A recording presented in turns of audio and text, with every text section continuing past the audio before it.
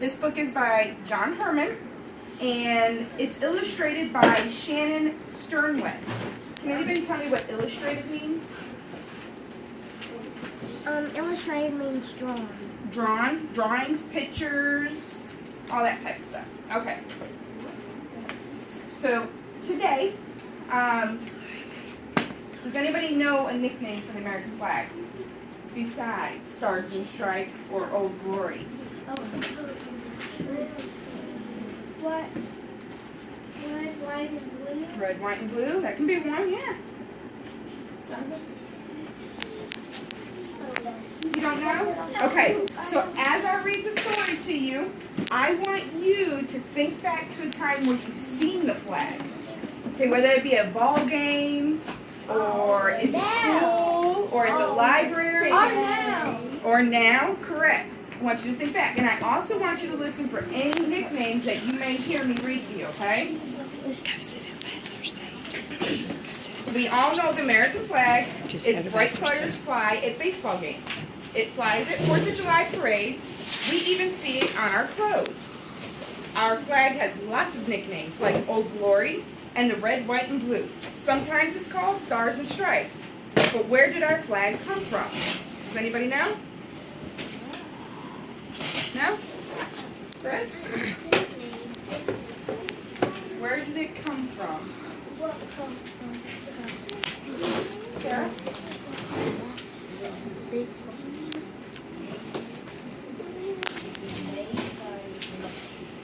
Betsy Ross, correct. Our flag has, excuse me, who decided what it would look like? The truth is, no one knows for sure. Back in 1700s, America didn't have a flag. It didn't need one. It wasn't even a country yet. Wasn't a country yet, then what was it? A city? America was a city? A state. A state? Sarah? A colony. It was just 13 colonies. The colonies belonged to England. The English flag flew in towns from New Hampshire to Georgia. But as time went on, the 13 colonies didn't want to belong to England anymore. America decided to fight for their freedom. The war began. It was the American Revolution. Now a new flag was needed, an American flag. Who made our first flag? Some people say it was a woman named Betsy Ross. Maybe you've heard of her. Betsy Ross owns a sewing shop in Philadelphia. She was famous for her sewing. Who told Betsy Ross to make the flag? Bill. George Washington. George Washington. And what was George Washington? First president. The first president. But what was he at the time when he told them about the flag, to make the flag? Colin. He was the Army General, correct. The story is that one day a general came to see her. The general was George Washington. He was the head of the American Army. George Washington wanted a new flag. It would make his soldiers feel like a real army fighting for the real country. He wanted Betsy Ross to make this flag. He drew a picture of what he wanted.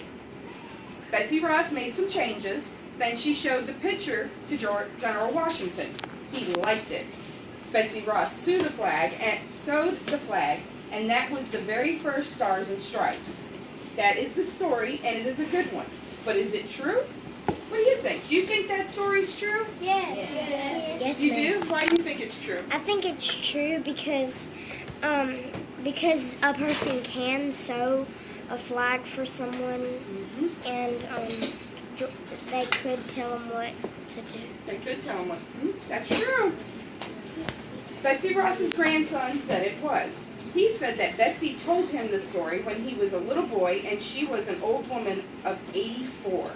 But there is no proof for this story. So what do we know for sure? We know that during the Revolution, the colonists used lots of different flags. See all those flags at the bottom down there? What do they all have in common? To the American flag, what do they all have in common? Most of them are red, white, and blue. Correct. Is there anything else that they have in common?